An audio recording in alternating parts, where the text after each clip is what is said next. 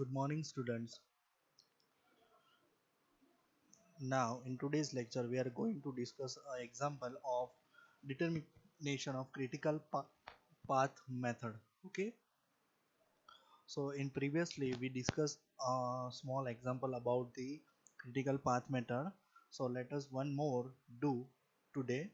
Okay. So, you can clear about this CPM method more. So, CPM illustration with determination of critical path method. ठीक है, तो उसके साथ आपको path भी डिटेक्ट करना है. So illustration is given that a project has following activities with their interdependencies.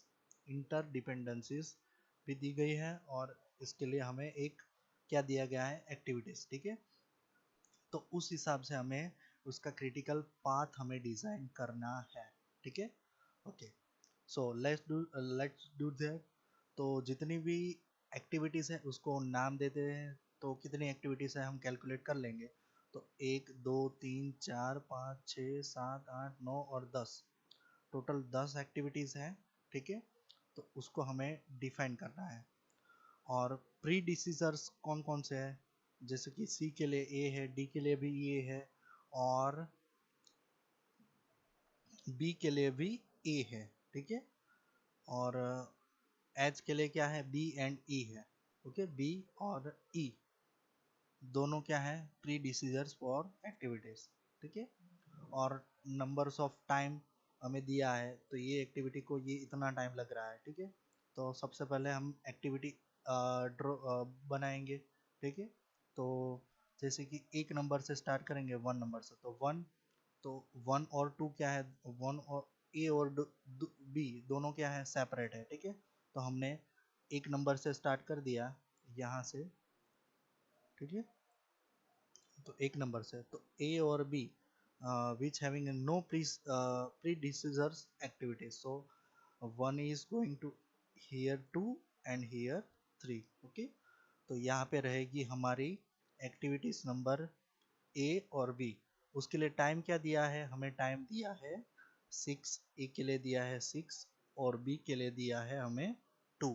ठीक है, नाउ तो हमने पहली दो एक्टिविटीज को ड्रॉ कर दिया. ठीक है, अभी नेक्स्ट नेक्स्ट पार्ट कौन सा होगा, नेक्स्ट सी है activity which is a predecessors of A. તો મતલબ સી છે એ શામાંથી આવે છે, એ માંથી, તો આપણે સી ને ડ્રો કરવો પડશે.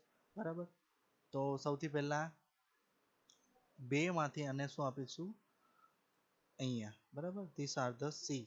But before this also C is A, D is A and E is A. So uh, this activities is also from the A. Okay, predecessors of A. તો C છે એ A માંથી આવે છે. બરાબર, okay, તો C છે એને આપણે A માંથી ડ્રો કરી લીધી. પછી આવે છે D છે એ A માંથી આવે છે. બરાબર, તો D તો આપણે હજી નામ આપ્યું નથી. બરાબર, તો D શેમાંથી આવે છે, A માંથી, એટલે કે A શેમાંથી આવે છે, અહીંયાથી આવે છે, તો એ આપણે અહીંયા ડ્રો કરી લીધું. બરાબર, અને અલગથી નામ આપી દીધો પાથ. બરાબર, કારણ કે આપણને એક્ટિવિટી આપેલી છે. જેમ કે સી એક્ટિવિટીને આપણે અહીંયા ડિફાઇન કરી, ડી એક્ટિવિટીને અહીંયા. નંબરિંગ હમણાં આપવાનું નથી. બરાબર, ખાલી શરૂઆતમાં નંબરિંગ આપી દેવાનું. પછી તો સી અને ડી, સી માટે એ માટે ટાઈમ લાગતો ટાઈમ કેટલો છે, 3. so it is required 3. okay, and और दूसरा क्या है, दूसरा है डी के लिए भी ये है. तो डी के लिए भी ए में से निकल रहा है, तो उसकी वैल्यू 5 है, तो ये रहा 5. ठीक है, और नेक्स्ट इज दैट ई की वैल्यू भी ए में से ही आ रही है. ई की वैल्यू किस में से आ रही है, ए में से. तो ई की वैल्यू हम कहाँ ड्रॉ करेंगे, यहाँ पे ऐसे करेंगे. ठीक है, क्योंकि ये रहा ई, ये ए में से आ रहा है. ठीक है, तो ये थर्ड वाला यहाँ पे आएगा. ठीक है, नेक्स्ट एफ की वैल्यू कहाँ से आ रही है? एफ की वैल्यू है सी में से, एफ की वैल्यू सी में से। तो नेक्स्ट एक्टिविटी हमें क्या करनी होगी? यहाँ पे ड्रॉ करनी होगी। तो वो एक्टिविटी क्या होगी? यहाँ पे।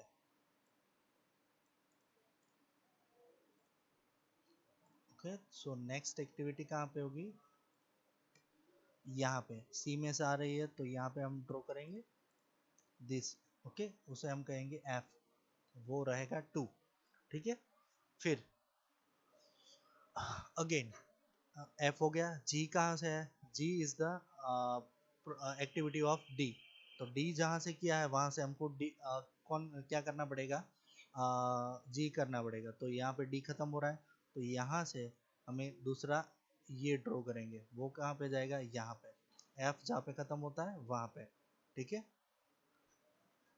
फिर एज कौन सा है? बी और ई का एज है, और बी और ई का है।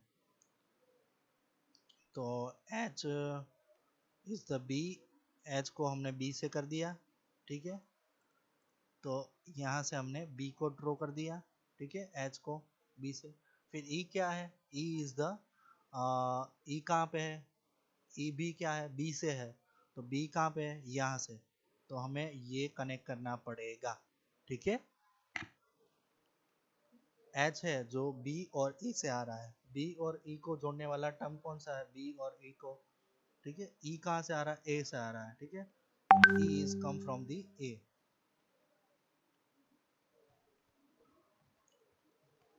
फिर एच को हमने कर दिया। ठीक है, उसके बाद आई को, आई कहाँ से आ रहा है? एच में से। तो H is from I. Then J is F G I. तो जे इज फ्रॉम तीनों में से आएगा, एफ जी एंड आई। ठीक है, तो ये पूरा हमने क्रिएट कर लिया नेटवर्क डायाग्राम। ठीक है, नेक्स्ट। तो अब अभी हम देखेंगे। Now let us list down all possible ways to reach from 1 to 8। 1 से लेके 8 तक हमें जाने के लिए हम ऑल दी पॉसिबल्स वे है उसे हम डिसाइड करेंगे, देखेंगे। जैसे कि 1 to 5 7 8, 1 to 5 7 8 बराबर। तो 1 2, फिर ये हमने पार्ट्स चूज कर लिया। तो उसके लिए कितना टाइम लगेगा? 1 2 5 एंड 7 8।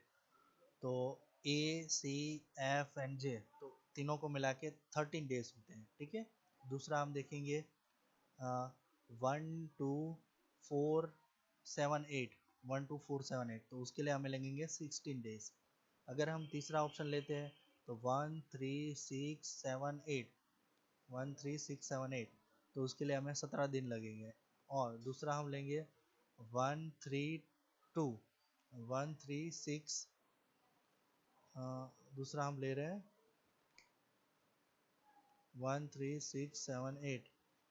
सो 1 3 6 7 8, तो उसके लिए हम कंसिडर कर रहे हैं B H I J, B H I J, B H I J. उसके लिए हमें मिलेगा 10। ठीक है, और ये हम कंसिडर कर रहे हैं 1 3 6 7 8। उसके लिए ए ई एच आई, ए ई, ये कंसिडर कर रहे हो ए ई एच आई जे। ठीक है, तो उसके लिए 17 दिन। तो critical path is that alternative which takes maximum days. Here it is the alternative 3 which takes 17 days। मतलब ये कंप्लीट करने के लिए कितना लेगा? 17 डेज कंसिडर करेगा।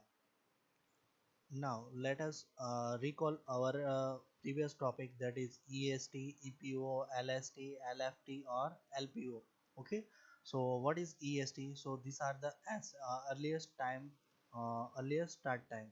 जैसे ही हमने डिसाइड किया था कि इस टर्म को या इस प्रोजेक्ट को इस दिन स्टार्ट करना है। ठीक है, तो उससे पहले हम करेंगे तो उसे कहेंगे earliest time to start through the forwardation. In other words, move from the left to right. EST is the earliest time by which an activity can be started. In above illustration, EST for activity is A। बराबर, जो earliest activity उसे हम क्या बोलेंगे, ए। ठीक है, जैसे हर example के अंदर ए वाला टर्म होता है, उसे हम कहेंगे ई एस टी। फिर अर्लीस्ट फिनिश टाइम और EPO, that is earliest possible occurrence. In the earliest possible time,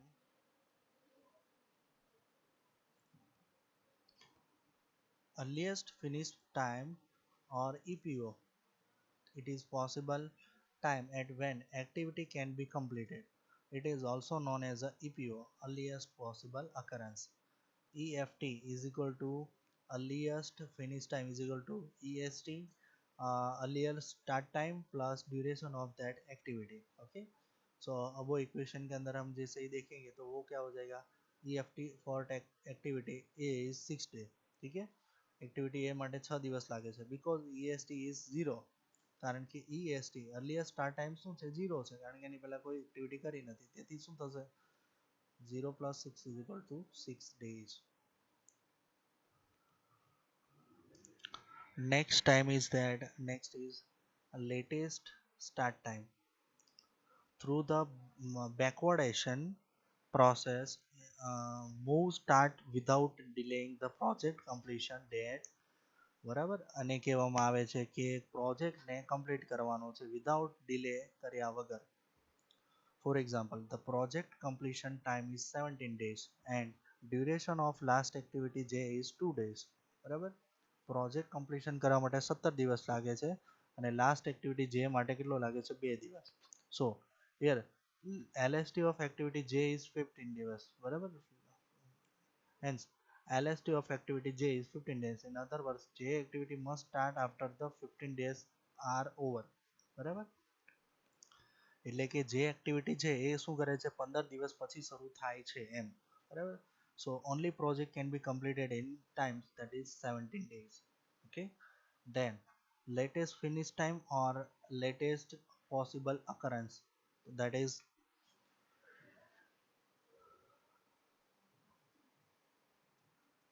it is the latest time by which the activity must be completed to completed the project time. જે time પર આપણે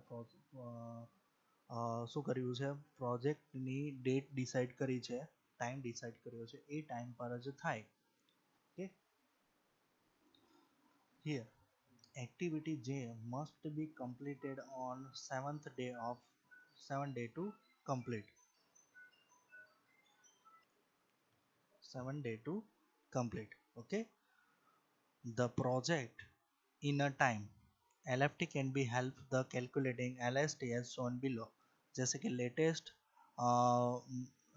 sorry LST, latest start time is equal to latest finish time minus duration of the activity. Okay, it is known as a latest possible occurrence also.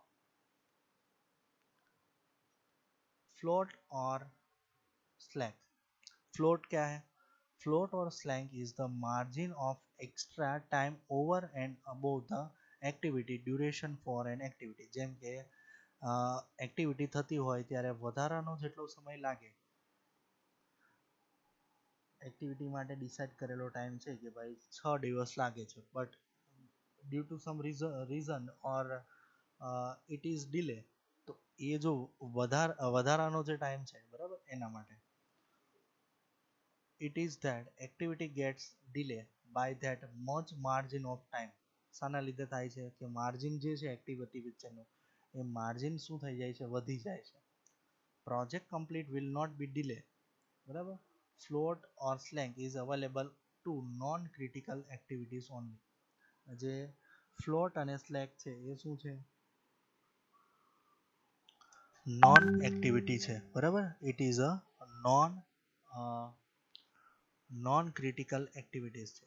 The critical path has zero float or slack time. Critical path method હોય તો એના માટે જે float અને slack time છે એ 0 છે.